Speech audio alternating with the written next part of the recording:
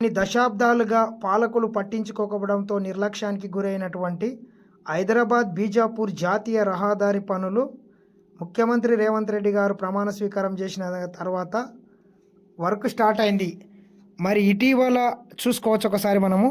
ఇటీవల ఆలూరు దగ్గర జరిగినటువంటి ప్రమాదంలో 3-4 చనిపోయినరు. మరి అక్కడికి వచ్చినటువంటి మాజీ మంత్రి సబితా ఇంద్రారెడ్డి గారు వాళ్ళని పరామర్శించి శవాల మీద పేలాలు ఏరుకునే విధంగా ఆమె మాట్లాడడం విడ్డూరం. ఎందుకంటే ఆమె ఈ జిల్లాకు మంత్రిగా సుదీర్ఘ కాలంగా ఉంది. అంతకుముందు వాళ్ళ భర్త ఉన్నాడు. 3 తరాల నుంచి వాళ్ళ కుటుంబానికి సంబంధించినటువంటి నాయకులే ఇక్కడ మంత్రులుగా పనిచేసినారు. కానీ ఈ రోడ్డు గురించి ఏ ఒక్కరోజు పట్టించుకోలేదు. మరి ఎన్నో యాక్సిడెంట్లు అయ్యి అనేక మంది అమాయకులు ప్రాణాలను కోల్పోవడం జరిగింది.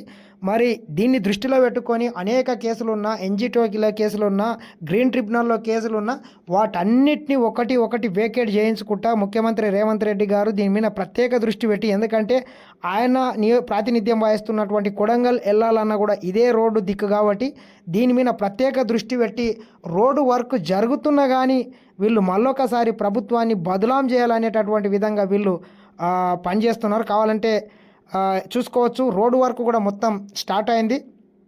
ఏం జరిగినా ఈ రోడ్డు మీద ప్రతినిత్యం అనేక వెహికల్స్ వెళ్తుంటాయి. ఇక్కడ సిమెంట్ ఫ్యాక్టరీలు అనేక ఇండస్ట్రీస్ ఉంటాయి కాబట్టి దీన్ని త్వరితంగా పూర్తి చేసి ఈ రోడ్డు కూడా చాలా వంకర్ టింకర్లు ఉంటుంది. దీన్ని కొంతవరకు సరిచేసి ఇక్కడపై ఈ రోడ్డు మీద కొంతవరకు ప్రమాదాలు జరగకుండా చూసుకోవాల్సిన బాధ్యత కూడా ప్రభుత్వాల మీద ఉంది.